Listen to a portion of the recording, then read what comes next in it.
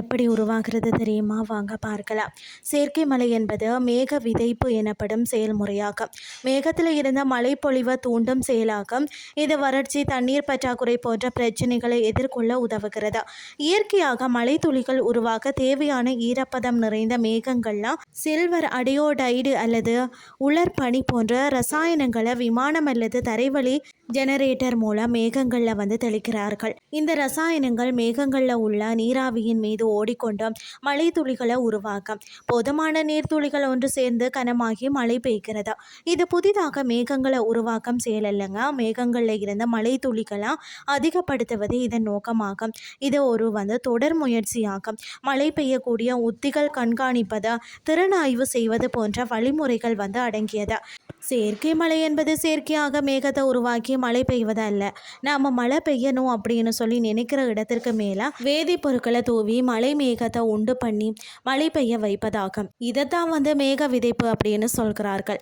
50 ஆண்டுகளுக்கு மேலாக இந்த முறை செயல்பட்டு வருகிறது. அரபு நாடுகளில் வருடத்துக்கு 150 முதல் 200 முறை இந்த முறை பின்பற்றப்படுகிறது.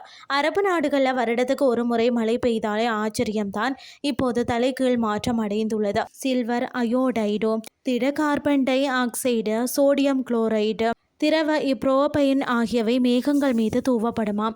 விமானம் மற்றும் சிறிய ரக ராக்கெட் மூலம் இந்த செயல் நடைபெறுகிறது. அமெரிக்க வேதியியல் நிபுணர் ஜோசப் இசேபர் என்பவர் இதன் முதல்ல கண்டுபிடித்தார். 1946 வெற்றி கிடைத்தது. அதற்கு பிறகு பார்த்தீங்கன்னா 1960 முழுமையான வெற்றி கிடைத்தது எனலாம். டெல்லி போன்ற நகரங்களில் காற்று மாசு தர குறியீடு 400 முதல் 500 வரை உள்ளது. 0 முதல் 50 வரை இருப்பது தான் நலம். சுற்றுச்சூழல் மாசுபாடு கட்டுப்பாட்டை குறைக்கத்தான் செயற்கை மழை திட்டத்தை டெல்லி அரசு கையில் எடுத்திருக்கிறதா.